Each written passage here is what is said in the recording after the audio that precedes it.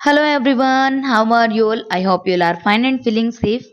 Welcome back हम सबके अपने यूट्यूब चैनल BMS लेक्चर 17 में। आज हम करेंगे निमोनिया और it's come for 4 marks only, not more than 4। अगर 10 का क्वेश्चन पूछा जाएगा तो बेसिकली ये फीवर के अंदर में ही सब कुछ पूछा जा सकता है। फीवर आपको उसके साथ कोरिलेट करना पड़ेगा, या फिर फीवर के साथ ऐसे पूछ सकते हैं 4 से ज्यादा में कभी निमोनिया आपको 10 में नहीं आएगा।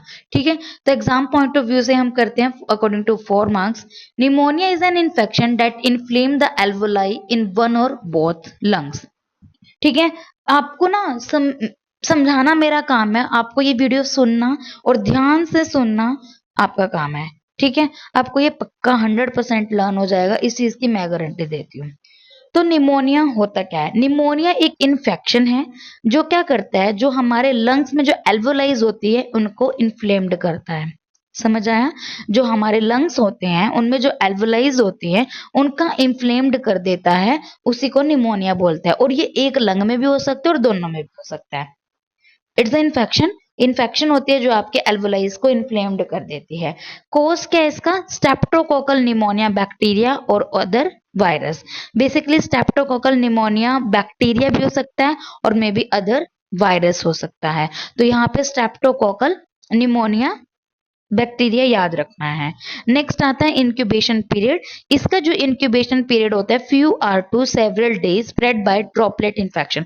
अब लंग्स कुछ भी है हवा के थ्रू, सांस के थ्रू जाएगा, तो जब भी कोई छींक मारता है या ड्रॉपलेट बोलते बोलते उसकी कोई ड्रॉपलेट गिर जाती है तो उससे ये होता है। ठीक है, और इसका क्या याद रखना है? Few days to several few hours to several days इसका इंक्यूबेशन पीरियड रहता है। कितना रहता है? ये निमोनिया है, कोई इतनी मतलब एमी थोड़ी बहुत छोटी मोटी तो बात है नहीं है, तो इसका बेसिकली थोड़े से ही चीज में रहता है। इसका फ्यू आवर्स से फ्यू सेवरल डेज तक ये रहता है।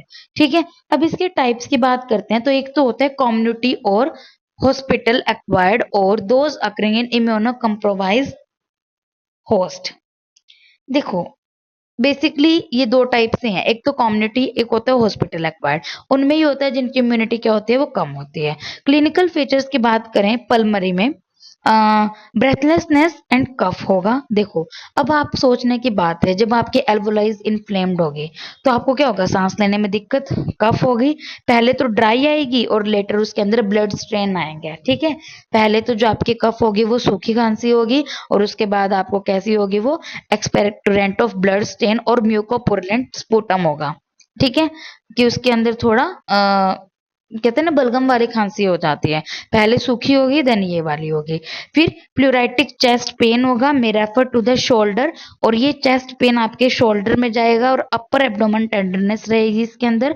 टेंडरनेस क्या होता है? पेन ऑन टच होगा। ठीक है, और जनरल फीचर अगर देखते हैं तो इसके अंदर फीवर विद चिल्स आपको मिलेगा और राइगर्स मिलता है, वॉमिटिंग मिलेगी और हेडेक मिलेगा। ठीक है, तो निमोनिया अगर आपसे पूछते हैं तो सबसे पहले आपको निमोनिया बताना है क्या होता है। It is a infection that cause in that basically inflame the alveoli in one or both lungs. After that it cause streptococcal pneumonia bacteria or other virus. Incubation period is few hours to several days and spread by droplet infection. Type community और hospital acquired। और clinical features की बात करते हैं, अगर आप pulmonary की बात करते हैं तो ब्रेथलेसनेस रहती है, कफ रहेगी, इनिशियल ड्राई होती है, देन लेटर उसके अंदर ब्लड स्टेन और म्यूकोपुरुलेंट मिलती है, देन उसमें पेरिकार्डिट मतलब प्लूराइटिक चेस्ट पेन होता है और ये शोल्डर में भी होते हैं, और अपर एब्डोमेन टेंडरनेस इसके अंदर मिलते हैं, और फीवर विद चिल्स रहेंगे, राइगर्स मिलेगी, वॉमिटिंग मिलेगी, हेडेक मिलता है। डायग्नोसिस की बात करें तो आपको ब्रोंकियल ब्रीथिंग एंड विस्परिंग फैक्टोरिलिक पे मिलता है। क्रैकर्स आपको यहाँ पे मिलेगी, क्रैकल साउंड मिलेगी। ठीक है, क्रैकल साउंड यहाँ पे आपको मिलती है।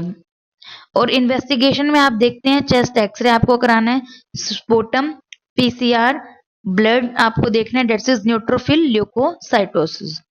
ट्रीटमेंट की बात करते हैं तो आपको ऑक्सीजन मतलब ब्रेथलेसनेस है तो उसको ऑक्सीजनेशन कराना पड़ेगा, फ्लूइड बैलेंस कराने पड़ेंगे और एंटीबायोटिक थेरेपी देनी है, amoxicillin 500 mg 8 hourly. If allergic to penicillin तो आपको क्या देना है? क्लेरिथ्रोमाइसिन और एरिथ्रोमाइसिन। ठीक है। अगर आपको एमोक्सिसिलिन मतलब पेनिसिलिन से उसको एलर्जी है तो आपको क्या देना पड़ेगा वहां पे, एरिथ्रोमाइसिन 500 mg 12 आवर्ली आपको देना है। और सेफ्ट्रिक्सोन और सेफ्ट्रिक्साइन ये आपको आईवी देना है 1 ग्राम डेली, 1 ग्राम डेली। सेफ्ट्रिक्सोन और सेफ्ट्रोक्सोन, देखो यहाँ पे आएगा सेफ्ट्रिक्सोन और सेफुरोजाइन, ठीक है। ये आपको 1 ग्राम आईवी देना पड़ेगा। और एरिथ्रोमाइसिन 500 mg आपको देना है 12 आवर्ली, एमोक्सिसिलिन 500 mg, ठीक है। तो यहाँ पे ये कंप्लीट हो जाता है। अगर आपको इसमें कोई डाउट हो तो आप मुझे पूछ लेना। 4 मार्क्स के लिए इट्स मोर देन इनफ है, इतना ही इम्पोर्टेंट है। इसमें तो आपको बॉक्स में बना रखा है तो आपको इतना छोटा लग रहा होगा, बट इतना ज्यादा नहीं पूछा जाता, 4 मार्क्स में ही पूछा जाता है, ठीक है। और आप आयुर्वेदिक भी साथ में लिख दोगे तो फिर कोई मार्क्स काट ही नहीं सकता। अगर आपको इसमें कोई डाउट है तो आप मुझे पूछ लेना। और जिसने मेरे चैनल को सब्सक्राइब नहीं किया तो please subscribe my channel, bell icon को प्रेस जरूर कर देना, जिससे मेरी आने वाली वीडियो की नोटिफिकेशन आपके पास सबसे पहले आ सके। And thank you so much for watching my video.